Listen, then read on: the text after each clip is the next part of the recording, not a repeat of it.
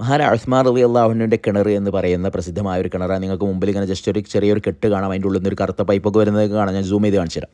ഇതിൻ്റെ ചരിത്രം എന്ന് പറയുന്നത്, ഈ കിണർ ഒരു ജൂതൻ്റെ കിണറായിരുന്നു. റൂമ എന്ന് പറയുന്ന ഒരു ജൂതൻ. അപ്പോൾ അയാളുടെ പ്രധാന വരുമാന മാർഗ്ഗം കൂടിയായിരുന്നു. കാരണം അന്ന് മദീനയിൽ നല്ല വെള്ളം കിട്ടാനില്ല, അപൂർവമായ ചില കിണറുകൾ, അതിൽപ്പെട്ട ഒരു കിണറാണിത്.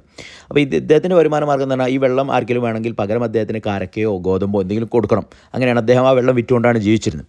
പക്ഷേ റസൂലുള്ളാഹി സ്വല്ലല്ലാഹു അലൈഹി വസല്ലം നോക്കുമ്പോൾ മക്കയിൽ നിന്ന് വെറും കൈയോടെ മദീനയിലേക്ക് വന്ന മുഹാജിറുകളായ സഹാബത്തിനൊന്നും പകരം ഇദ്ദേഹത്തിന് എന്തെങ്കിലും കൊടുക്കാനോ വെള്ളം വാങ്ങാനുള്ള കൽപ്പില്ല.